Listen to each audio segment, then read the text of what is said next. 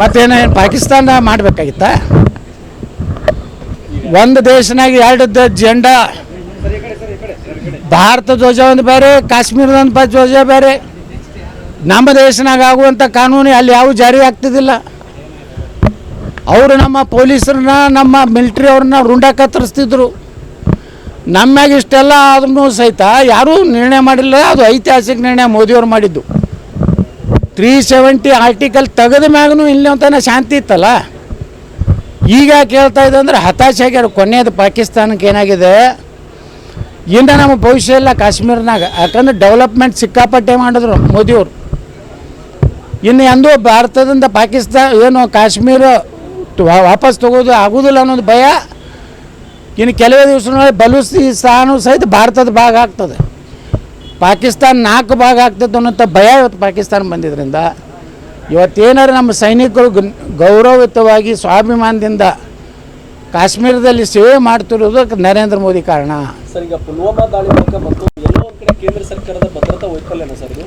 ನೋಡ್ರಿ, ಎಲ್ಲಾನು ಕಣ್ಣಿಟ್ಟು ಇಷ್ಟು 10 ವರ್ಷ ಏನೂ ಆಗಿಲ್ಲ. ಒಂದು ಘಟನೆದಿಂದ ನೀವು ಇಡೀ ಪೂರ್ತಿ ಭದ್ರತಾ ವೈಫಲ್ಯ ಅಲ್ಲಕ್ಕಾಗೋದಿಲ್ಲ. ಸಾಕಷ್ಟಲ್ಲಿ ನಮ್ಮ ಮಿಲ್ಟ್ರಿ ಆಗಲಿ ಪೊಲೀಸರಾಗಲಿ ಪ್ರಯತ್ನ ಮಾಡ್ತಿರ್ತಾರೆ. ಆದರೆ ಅಲ್ಲಿಯೂ ಕೆಲವೊಂದು ಮಂದಿ ಅವ್ರು ಇರ್ತಾರಲ್ಲ, ಪೊಲೀಸ್ ಡ್ರೆಸ್ನಲ್ಲೇ ಬಂದುಬಿಟ್ಟಾರೆ ಭಯೋತ್ಪಾದಕರು. ಗುರ್ತು ಹೆಂಗೆ ಆಗ್ಬೇಕು ರೀ? ಸಾಮಾನ್ಯ ಜನರಿಗೆ ಹೆಂಗೆ ಗುರ್ತಾಗಬೇಕು? ಪೊಲೀಸ್ ಡ್ರೆಸ್ನಲ್ಲಿ ಬಂದು ಗುಂಡು ಹಾಕಿದಾಗ ಮತ್ತು ಈ ಭದ್ರತಾ ವೈಫಲ್ಯ ಅನ್ನೋಕ್ಕಿಂತ ಇಡೀ ವ್ಯವಸ್ಥೆ ಇವತ್ತು ನಾವು ಚುನಾವಣೆ ಇನ್ನೂ ಮಾಡಬಾರ್ದಾಗಿತ್ತು. ನಮ್ಮ ಸರ್ಕಾರದ ನಮ್ಮ ನರೇಂದ್ರ ಮೋದಿಯವ್ರ ನಿಲುವಿತ್ತು. ಆದರೆ ಸುಪ್ರೀಂ ಕೋರ್ಟ್ ದಿನ ಎದ್ದು ಕೂಡ ಚುನಾವಣೆ ಮಾಡಿ ಪ್ರಜಾತಂತ್ರ ಉಳಿಸಿ ಏನಾಯ್ತು ಇವತ್ತು? ಅದನ್ನು ಕೇಂದ್ರಾಡಳಿತ ಪ್ರದೇಶ ಮಾಡೋಕ್ಕೆ ಸಂಪೂರ್ಣ ಕಾಶ್ಮೀರ.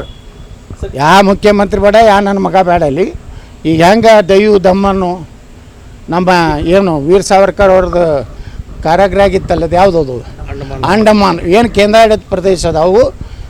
ಇವತ್ತೇನು ತ್ರಿವೇಂದ್ರಮ್ ಇದೆ, ಅದೇ ಮಾದರಿಯಲ್ಲಿ ಏನು ಇದು ಯಾವುದದು ತಿರುಚಿ ಯಾವುದ್ರದು, ಅದಕ್ಕೆ ಹಂಗೆ ದಿಲ್ಲಿ ಎಲ್ಲ ಕಂಟ್ರೋಲ್ ಯಾರ್ಯಾರಿಗೆ ಆಗಿರ್ಬೇಕಂದ್ರೆ ನೇರವಾಗಿ ಕೇಂದ್ರ ಸರ್ಕಾರದಿಂದ ಪೊಲೀಸರು ಇರಬೇಕು, ನೇರವಾಗಿ ಕೇಂದ್ರ ಸರ್ಕಾರದ ಮಿಲ್ಟ್ರಿ ಇರಬೇಕು. ಅಂದಾಗ ಈ ಹಂತ ಇವ್ರನ್ನೆಲ್ಲ ನಾಶ ಮಾಡುತ್ತಾನ ಕೇಂದ್ರ ಆಡಳಿತ ಅವಶ್ಯ ಇದೆ.